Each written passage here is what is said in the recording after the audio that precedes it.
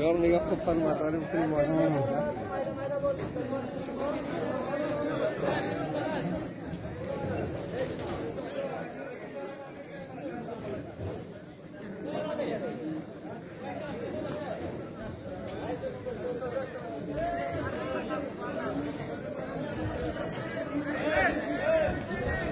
Ya gel lütfen.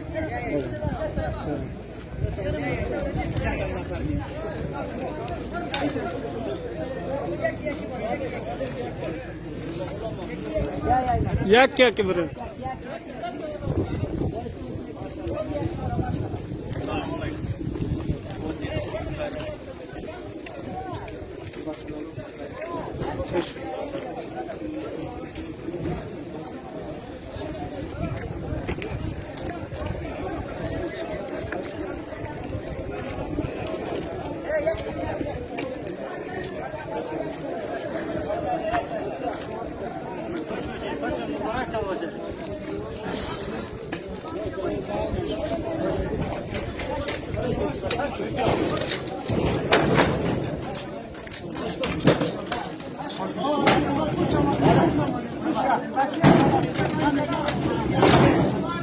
Hayır yine mi juda mı?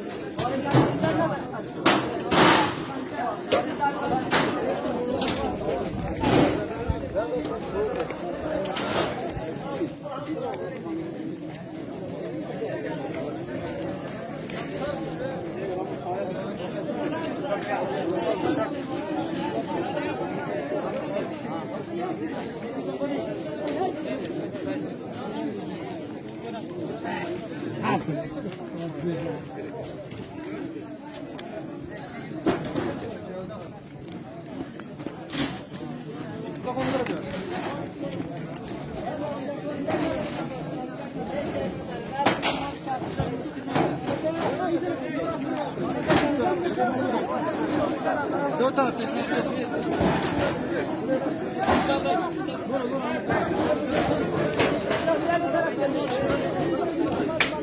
Oriental का दोस्तों बस इधर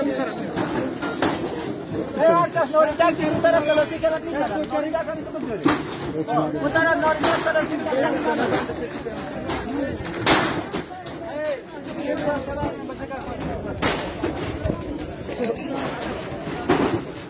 ओरिएंटल क्या वाली तरफ मोची नहीं हो रहा है